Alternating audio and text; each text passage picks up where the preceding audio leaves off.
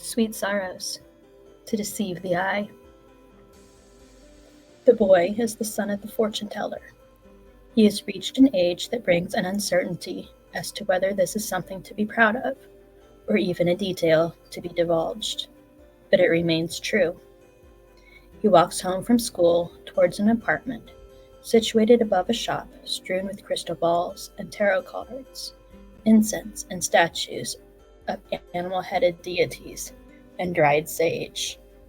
The scent of sage permeates everything, from his bedsheets to his shoelaces. Today, as he does every school day, the boy takes a shortcut through an alleyway that loops behind the store, a narrow passage between tall brick walls that are often covered with graffiti, and then whitewashed, and then graffitied again. Today, instead of the creatively spelled tags and bubbled lettered profanities, there is a single piece of artwork on the otherwise white bricks. It is a door. The boy stops. He adjusts his spectacles to focus his eyes better, to be certain he is seeing what his sometimes unreliable vision suggests he is seeing. The haziness around the edges sharpens, and it is still a door. Larger and fancier and more impressive than he'd thought at first fuzzy glance. He is uncertain what to make of it. Its incongruousness demands his attention. The door is situated far back in the alley, in a shadowed section, hidden from the sun, but the colors are still rich, some of the pigments metallic, more delicate than most of the graffiti the boy has seen. Painted in a style he knows has a fancy French name. Something about fooling the eye, though he cannot recall the term here and now. The door is carved, no, painted, with sharp-cut geometric patterns that winds around its edges, creating depth where there is only flatness. In the center, at the level where a peephole might be, and stylized with lines that match the rest of the painted carving, is a bee. Beneath the bee is a key. Beneath the key is a sword. A golden, seemingly three-dimensional doorknob shimmers despite the lack of light. A keyhole is painted beneath, so dark it looks to be a void awaiting a key, rather than a few strokes of black paint. The door is strange and pretty, and something the boy does not have words for, and does not know if there are words for, even fancy French expressions. Somewhere in the street, an unseen dog barks, but it sounds distant and abstract. The sun moves behind a cloud, and the alley feels longer and deeper and darker, the door itself brighter. Tentatively, the boy reaches out to touch the door. The part of him that still believes in magic expects it to be warm, despite the chill in the air, expects the image to have fundamentally changed the brick, makes his heart beat faster even as his hand slows down, because the part of him that thinks that the other part is being childish prepares for disappointment. His fingertips meet the door, below the sword, and they come to rest on a smooth paint covering cool brick, a slight unevenness to the surface betraying the texture below. But it is just a wall with a pretty picture on it. But still there is the sensation tugging at him that this is more than what it appears to be. He presses his palm against the painted brick. The false wood of the door is a brown, barely a shade or two off from his own skin tone, as though it has been mixed to match him. Behind the door is somewhere else. Not the room behind the wall. Something more. He knows this. He feels it in his toes.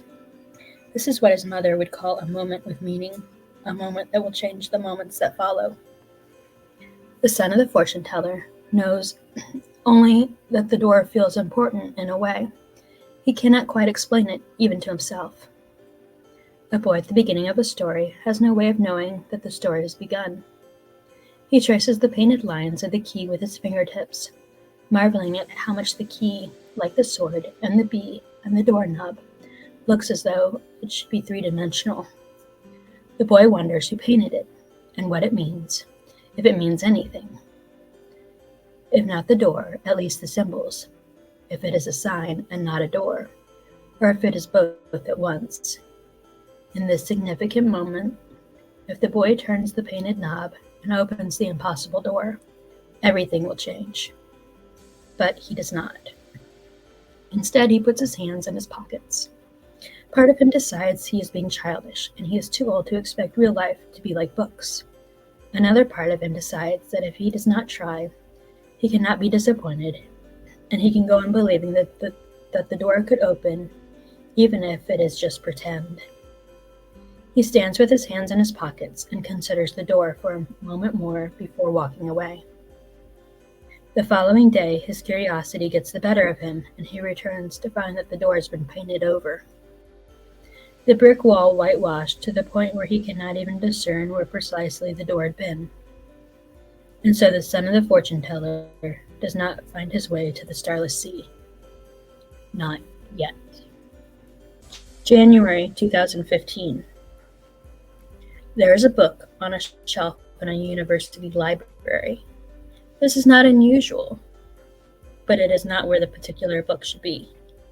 The book is misshelved in the fiction section, even though the majority of it is true and the rest is true enough. The fiction section of this library is not as well traversed as the other areas. Its rows dimly lit and often dusty. The book was donated, part of a collection left to the university, per the previous owner's last will and testament. The books were added to the library, classified by the Dewey Decimal System, given stickers with barcodes inside their covers so that they could be scanned at the checkout desk and sent off in different directions. This particular book was scanned only once to be added to the catalog. It does not have an author named within its pages, so it was entered in the system as unknown and started off amongst the U-initialed authors, but has meandered through the alphabet as other books move around it. Sometimes it is taken down and considered and replaced again. Its binding has been cracked a handful of times, and once a professor even perused the first few pages and intended to come back to it, but forgot about it instead. No one has read this book in its entirety, not since it has been in the library.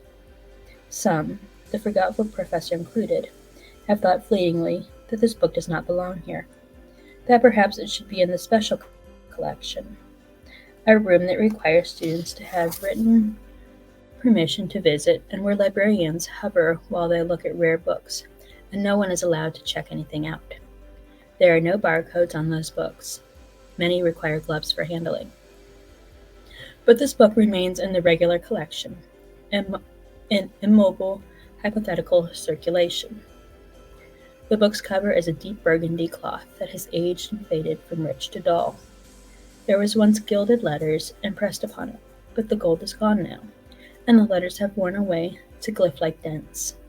The top corner is permanently bent from where a heavier volume sat atop it, in a box during a stretch in our storage facility from 1984 to 1993. Today is a January day, during what the students refer to as J-term. The classes have not yet started, but they are already welcome back on campus, and there are lectures and student-led symposiums and theatrical productions and rehearsal, a post-holiday warm-up before the regular routines begin again. Zachary Ezra Rawlings is on campus to read. He feels mildly guilty about this fact, as he should be spending his precious winter hours playing and replaying and analyzing video games in preparation for his thesis.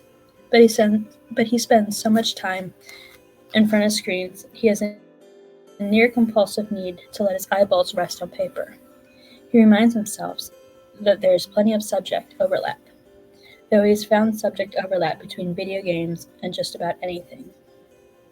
Reading a novel, he supposes, is like playing a game where all the choices have been made for you ahead of time by someone who is much better at this particular game.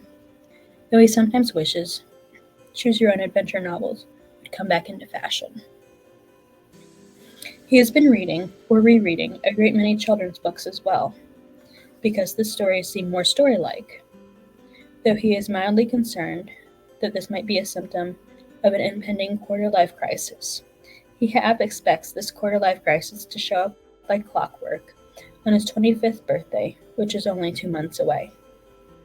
The librarians took him to be a literature major until one of them struck up a conversation, and he felt obliged to confess that he was actually one of those engineering media studies people.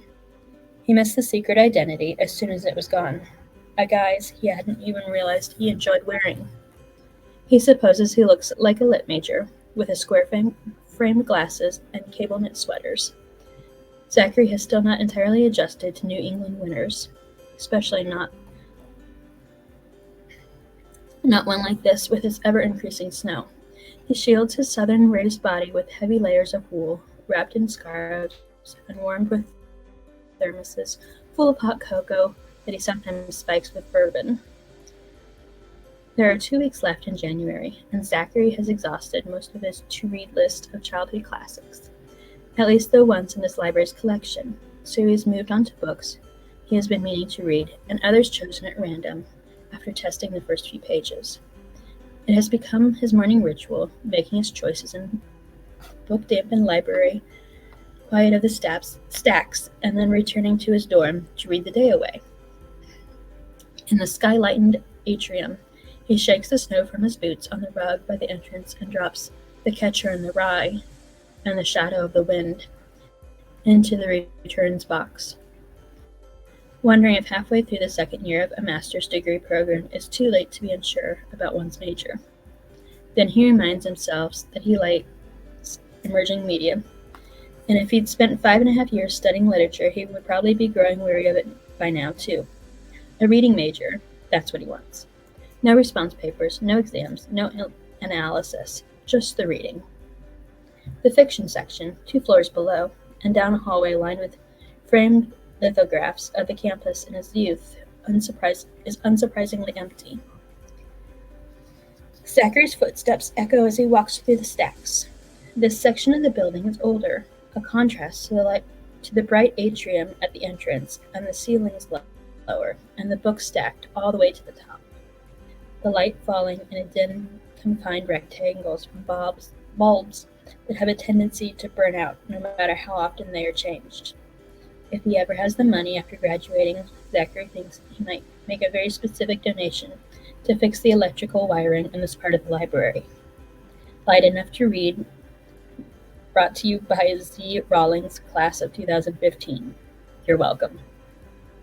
He seeks out the W section, having recently been enamored of Sarah Walters, and though the catalog listed several titles, The Little Stranger is the only one on the shelf, so he has saved decision-making. Zachary then searches for what he thinks of as mystery books, titles he does not recognize or authors he has never heard of. He starts by looking for books with blank spines, reaching to a higher shelf that a shorter student might have needed a stepladder to access. He pulls down a cloth-covered, wine-colored volume. Both the spine and the cover are blank, so Zachary opens the book to the title page, Sweet Sorrows. He turns the page to see if there is another that lists the author, but it moves directly into the texts.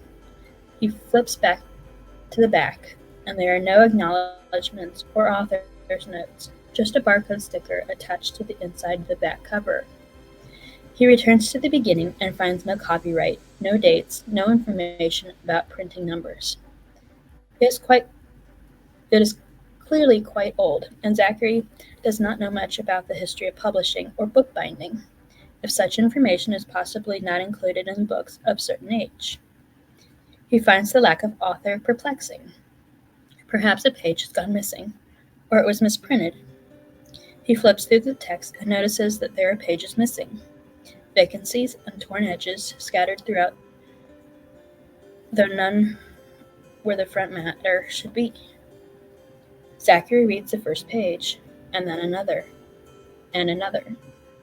Then the light bulb above his head that has been illuminating the U through Z section blinks and darkens. Zachary reluctantly closes the book and places it on top of The Little Stranger. He tucks both books securely under his arm and returns to the light of the atrium. The student librarian at the front desk, her hair up in a bun, skewered by a ballpoint pen, encounters some difficulty with the mysterious volume. It scans improperly first, and then as some other book entirely. "I think it has the wrong barcode," she says. She taps at her keyboard, squinting at the monitor. "Do you recognize this one?"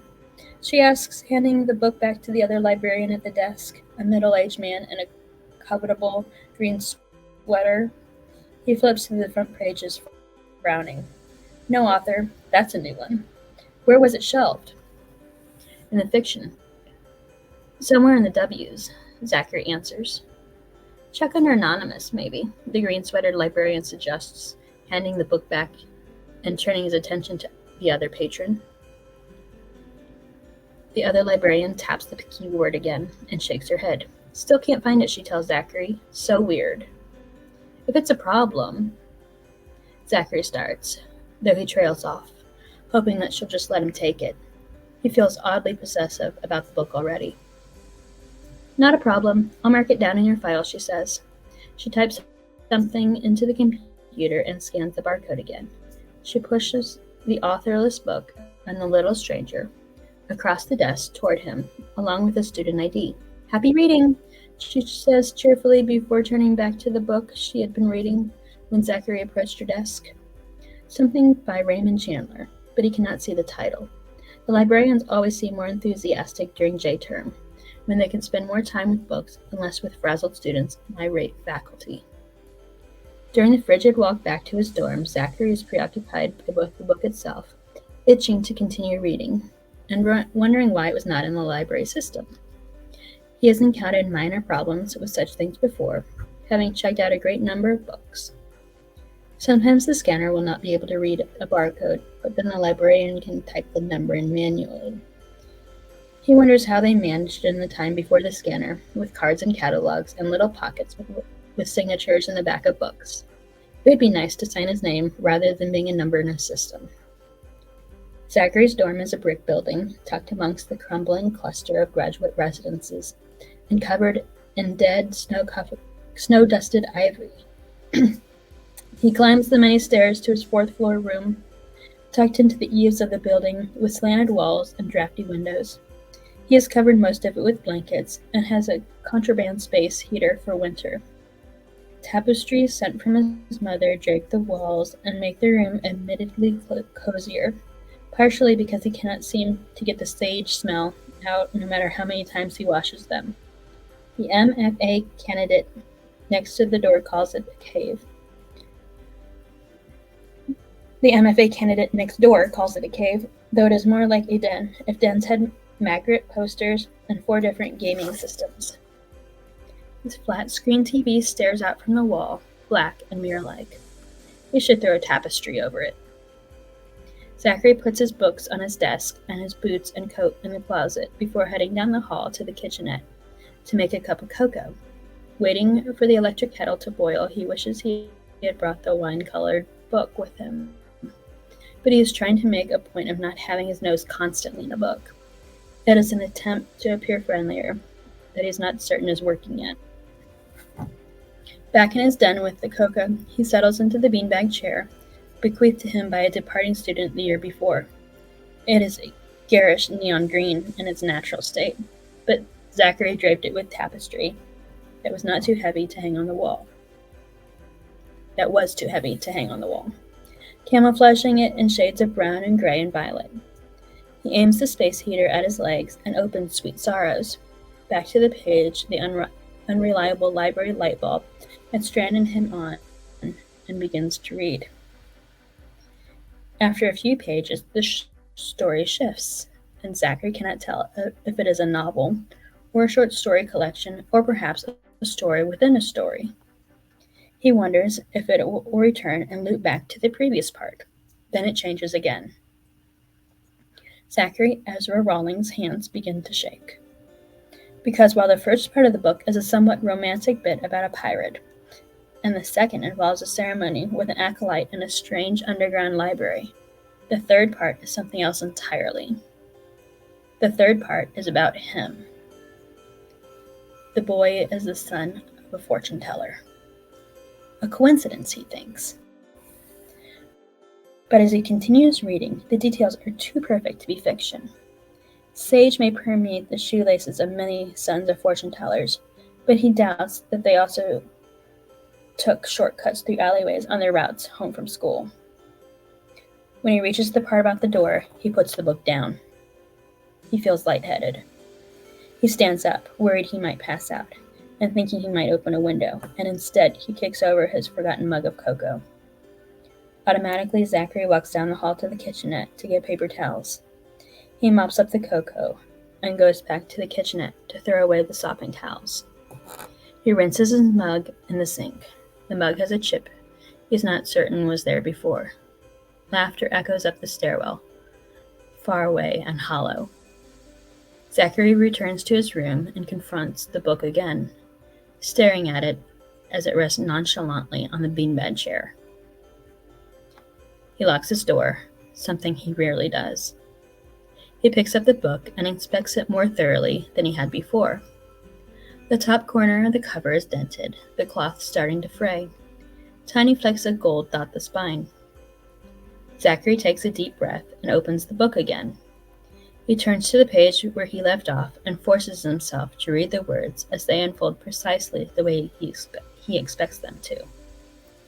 His memory fills in the details left off the page, the way the whitewash reached halfway up the wall, and then the bricks turned red again, and the dumpsters at the other end of the alley, the weight of his schoolbook stuffed backpack on his shoulder. He has remembered that day 1,000 times, but this time it is different. This time his memory is guided along by the words on the page, and it is clear and vibrant, as though the moment only just happened, and it is not more than a decade in the past. He can picture the door perfectly, the precision of the paint, the effect he could not name at the time, the bee with its delicate gold stripes, the sword pointing upright toward the key. But as Zachary continues reading, there is more than what his memory contains. He had thought that there could be no stranger feeling than stumbling across a book that narrates a long-ago incident from his own life that was never relayed to anyone, never spoken about or written down, but nevertheless is unfolding in typeset prose. But he was wrong. It is stranger still to have that narration confirm long-held suspicions. In that moment, in that alleyway facing the door, he was given something extraordinary, and he let that opportunity slip from his fingers. A boy at the beginning of a story has no way of knowing that the story has begun. Zachary reaches the end of the page and turns it, expecting the story to continue, but it does not. The narrative shifts entirely again to something about a dollhouse.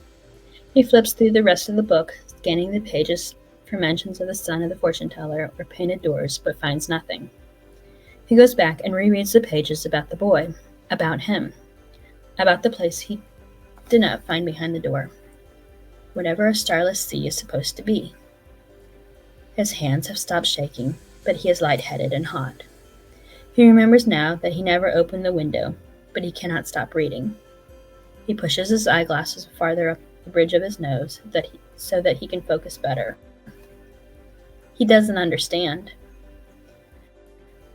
Not only how someone could have captured the scene in such detail, but how it is here in a book that looks much older than he is.